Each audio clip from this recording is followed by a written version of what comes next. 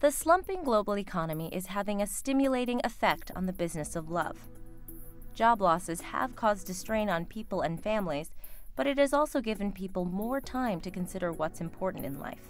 And for a lot of people, what's important is finding love. What I do is recession-proof.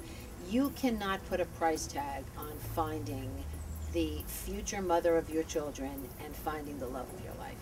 Janice Spindell, the self-described Cupid on Call, is a renowned matchmaker and author.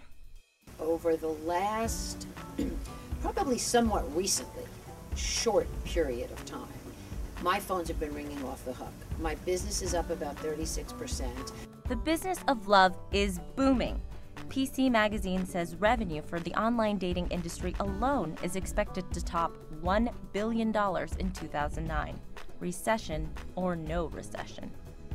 Tamsin Fidel and her husband Matt Titus operate a successful matchmaking and date coaching business and have also authored 2 books on the subject of love.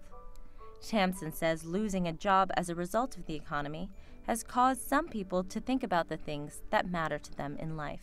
For the first time, I think in a long time, people are prioritizing what's important. So while the job's important maybe to bring an income in, or maybe even for social status or for an ego, I think that people are realizing being in love, having a family, meeting somebody they care about, whatever the situation is, might take precedent over working so hard for a job that you might lose the next day.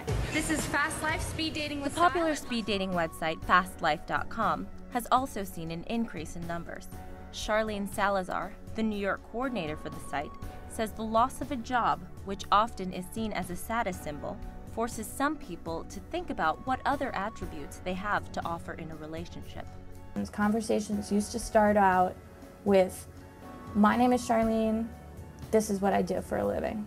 What do you do for a living? And that was like instant judgment. Nobody talks about their job anymore. And that's great, because that really allows you to drill down to who the person is and not what the person does.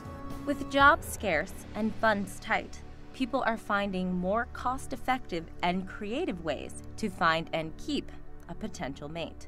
Men no longer can stand on their wallets to show women a good time and rely on their financial status or their careers. Now they really have to learn how to speak to a woman and how to sort of wine her and dine her verbally or by simple acts that they never really needed to do because they could throw around cash. New Yorker Angel Lee says the recession has encouraged people to get back to basics. I think that as opposed to some of the materialistic things that we can all buy, shoes and jewelry and all of that, love is free. New Yorkers like Len Davis say an upside to the recession is people have more time and energy to work on all relationships in their lives, not just the romantic ones. A lot of people are unemployed, as is myself, and I find that, you know, I'm able to do maybe even more things, even though maybe there may be less opportunities job-wise, but I'm able to spend more time with family, I'm able to spend more time with friends, whereas before I just worked. It may be a cliche, but even in a recession, all you need is love. At the end of the day, it's so important for people to find a significant other and to be in love, to have someone to share life with, to share all of the great things that you have. What are materialistic things if you don't have someone to enjoy them? It's autumn in New York. The leaves are beginning to change and the temperature is cooling. But for some New Yorkers, the possibility of finding love is heating things right back up.